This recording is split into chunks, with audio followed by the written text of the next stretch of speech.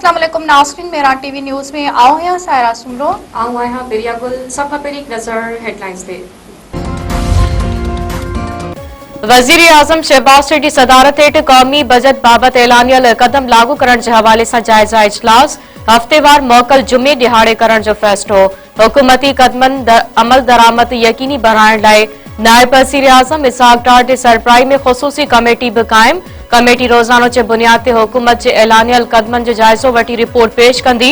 वज़ीर आज़म शहबाज शरीफ़ चयो आहे त हर मुमकिन कोशिश कई पई वञे त आलमी हालतन बावजूद मईशत के मुस्तहकम रखियो वञे। क़ौमी बजट के हवाले से खयल कदमन की थर्ड पार्टी ऑडिट कराई वञे त जीअं उन जी ख़राब असरन खां बची सघिजे। समूरियूं वज़ारतूं ऐं इदारा बंद कयल गाॾियुनि जूं तस्वीरूं कढी काबीना डिवीज़न ॾांहुं उमाड़नि। अमरीका इसराइल के हमलन सबब ईरान में शहीदन जो अघ 1300 खां वधी वियो। ईरानी मीडिया मुताबिक अमरीकी हमले में डॉक्टर हाफिज खोमेनी स्कूल के निशानो बणायो वियो, जंहिं नतीजे में भरपासे जी इमारतन के भी नुक़सान पहुतो। तेहरान में रियासत स्कोलायर वेझो हमलन में 40 ॼणा शहीद थी विया। पासदाराने इनकलाब कार्रवाई के 3 लहर तहत मिसाइल हमला शुरू करण जो ऐलान कर छॾियो। पासदाराने इनकलाब चयो आहे त हाणे 1 टन या उन खां वधीक वज़न वारा मिसाइल इस्तेमाल कया वेंदा। अमरीकी सेंट्रल कमांड जो चवणु आहे त अमरीकी फौज ईरानी मिसाइल लॉन्चर्स की तलाश जारी रखंदी ऐं मिसाइल लॉन्चर्स जिथे भी मिलंदा उन्हनि खे तबाह कयो वेंदो। इसराइली सेहत वारी वज़ारत ईरानी हमलन सबब ज़ख़्मी थियलनि जा अंग अखर जारी करे छॾिया। इसराइल जे सेहत वारी वज़ारत मुताबिक जंग सबब 24 कलाकनि दौरान वधीक 191 ज़ख़्मियुनि खे अस्पताल मुंतक़िल कयो वियो, जंहिंमें फौजी ऐं शहरी भी शामिल आहिनि। जंग शुरू थियण खां इन वक़्त ताईं 2000 माण्हुनि खे अस्पताल आंदो वियो। आयतुल्ला खामनाई की शहादत सबब पाकिस्तानी अवाम के दुख पहुतो। पाकिस्तानी अवाम इन मुश्किल जी घड़ी में ईरान की क़यादत ऐं अवाम सां यकजहती तौर गॾु बीठल आहे। वज़ीर आज़म शहबाज शरीफ़ जो ईरान के नए सुप्रीम लीडर मुश्तबा खामनाई के ख़त। संदसि वालिद आयतुल्ला खामनाई की शहादत ते ताज़ियत जो इज़हार। मुश्तबा खामनाई के ईरान जो नओं सुप्रीम लीडर चूंडण ते मुबारकबाद पेश। वज़ीर आज़म शहबाज शरीफ़ चयो आहे त उम्मीद आहे त मुश्तबा खामनाई की क़यादत मुस्तक़बिल में अमन, इस्तेहकाम, वक़ार ऐं खुशहाली तरफ़ ईरान की रहनुमाई कंदी। ईरान ऐं पाकिस्तान जा लाॻापा गॾियल अक़ीदे, तारीख़, सक़ाफ़त ऐं ज़बान ते ॿधल आहिनि।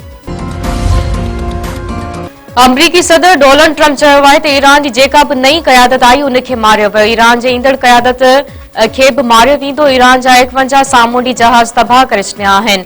ईरान जा बहरी जहाज इन वक्त समुंड के तरे में मौजूद आहिनि। रिपब्लिकन कॉन्फ्रेंस के खिताब कंदे अमरीकी सदर डोनाल्ड ट्रंप चयो त ईरानी ड्रोन ऐं मिसाइल सिस्टम के भी तबाह करे छॾियो आहे। ड्रोन मैन्युफैक्चरिंग के भी निशानो बनाइण शुरू करे छॾियो आहे। ईरान खिलाफ जंग लगभग खटे चुका आहियूं। ईरान जी मुकम्मल शिकस्त ताईं हमला जारी रखंदासीं।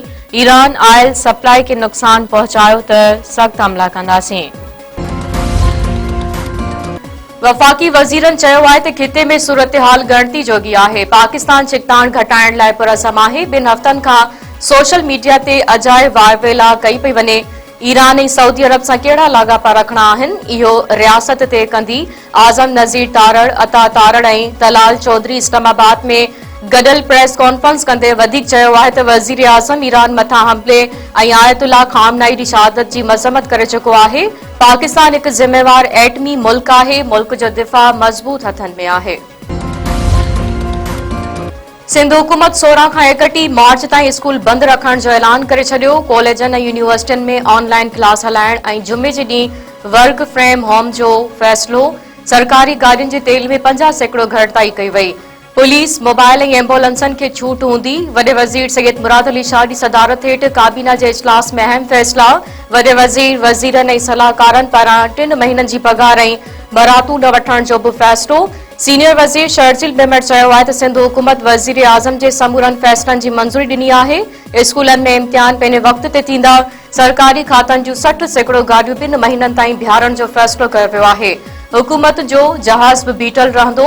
गैर ज़रूरी शयुनि खे कट लॻाए 12 अरब रुपया बचाए वेंदा। प्रेस कॉन्फ्रेंस कंदे शर्जील मेमण चयो त पाकिस्तानी रियासत जो बयानियो सिर्फ़ असां सभिनी जो बयानियो आहे। पीपुल्स पार्टी वफ़ाक़ी हुकूमत फ़ौजी रियासत सां गॾु आहे। पाकिस्तान स्टॉक मार्केट में तेजी जा समूरा रिकॉर्ड टुटी विया। 100 इंडेक्स में 11,000 पॉइंटन का वधीक जो इजाफो। 11 हदू बहाल। कारोबार शुरू थींदे ई गैर मामूली तेजी ॾेती लेती रोकी वई। कारोबारी सरगर्मियों ॿीहर शुरू थियण ते बि तेजी जो रुझान बरक़रार। एशिया जे ॿियनि मुल्कनि स्टॉक मार्केटनि में बि बहितरी। कारोबार में तेजी जो रुझान। ओगरा पेट्रोलियम शयुनि जी क़ीमतनि में वाध बाबति ख़बरुनि जी तरदीद करे छॾी। ओगरा तर्जुमान चयो आहे त पेट्रोलियम शयुनि जी क़ीमतनि में वाध ॾी संभरी वज़ीर आज़म खे नाहे उमाड़ी। सोशल मीडिया ते हलंदड़ ख़बरूं बेबुनियाद ऐं हक़ीक़त जे उबतड़ आहिनि। ओगरा तर्जुमान वधीक चयो आहे त पेट्रोल जी क़ीमत में 73 रुपया ऐं डीज़ल जी क़ीमत में 84 रुपया इज़ाफ़े जी का बि तजवीज़ गौर हेठि न आहे। अवाम अहिड़नि गैर तस्दीक थियल इतलाउनि ते ध्यानु न ॾे। अमरीकी सदर डोनाल्ड ट्रम्प चयो आहे त ईरान सां जंग ख़त्म थियण वारी आहे। तेहरान जे एटमी हथियार ठाहिण जी सलाहियत ख़त्म करे छॾी। ईरानी नेवी ऐं हवाई फ़ौज जा 85 सैकड़ो जहाज़ तबाह करे छॾिया आहिनि। ईरान फ़ौज जे मिसाइल ऐं ड्रोन सलाहियत बि ख़त्म थी चुकी। ज़मीनी फ़ौज न मोकिलींदासीं। हिकु इंटरव्यू में अमरीकी सदर वधीक चयो आहे त जेकॾहिं ईरान अबनाई हरमिज़ बंदि कयो त पहिरियां खां 20 भेरा वधीक सख़्त जवाब ॾींदासीं। असां अहिड़नि हथनि खे निशानो बणाईंदासीं जिन सां ईरान ॿीहर पेरनि ते बीह न सघंदो। ईरान जे परॾेही वज़ीर अब्बास इराक़ची चयो आहे त ईरान मथां जंग मढ़ी वई आहे। पंहिंजो दिफ़ा कंदासीं। अमरीकियुनि सां ॿीहर ॻाल्हि ॿोल जो मामलो गौर हेठि नाहे। अमरीकी टीवी के इंटरव्यू में अब्बास इराक़ची वधीक चयो आहे त अमरीका सां ॻाल्हियुनि जो तजुर्बो तमामु तलख़ रहियो आहे। ॻाल्हियुनि में अॻु भराई बावजूदि असांजे मथां हमिलो कयो वियो। अमरीका ऐं इसराइल जे हमलनि सॼे ख़िते खे गैर महफ़ूज़ बणाए छॾियो आहे। आलमी मार्केटनि में तेल जी क़ीमतनि में घटिताई। अमरीकी ऐं बरतानवी क्रूड ऑयल जा अघ 4 सैकड़ो खां वधीक किरी पिया। WTO $90.98 फी बैरल में विकिरो। तेल सां भरियल 4 जहाज़ कराची पोर्ट ते पहुची विया। हैदराबाद में गवर्नमेंट मीरान स्कूल जो सीनियर क्लार्क ऐं नायब कासिद करप्शन जे इल्ज़ाम हेठि गिरफ़्तार। एंटी करप्शन जी टीम मास्तरियाणी खां रिश्वत वठण जे इल्ज़ाम हेठि सीनियर क्लार्क सलमान मेमण ऐं नायब कासिद नूर मोहम्मद खे गिरफ़्तार करे वरितो। एंटी करप्शन जे अमलदारनि जो चवणु आहे त रिटायर्ड मास्तरियाणी सेहर बानो शिकायत ते मैजिस्ट्रेट जी सरबराही में कार्रवाई अमल में आंदी वई आहे। उमरकोट ऐं कुंडरी में पुलिस जा छापा। औरतनि ऐं ॿारनि समेत 51 हारी बाज़ियाब। सेशन कोर्ट जे हुकुम ते कुंडरी पुलिस जो महमूदाबाद में ज़रई ज़मीन ते छापो। कोली बिरादरी जे शगुन भरसू भलजी नेलू तलची राधा करमाई ॿियनि खे बाज़ियाब करायो वियो। उमरकोट पुलिस जो बि मुबैना निजी जेल ते छापो। 18 हारियुनि खे बाज़ियाब कराए वरितो। चेतन कोहली जी दरख़्वास्त ते बाज़ियाब करायल औरतूं मर्द ऐं ॿार अदालत में पेश। मर्ज़ी मूजिब ज़िंदगी गुज़ारण जी इजाज़त।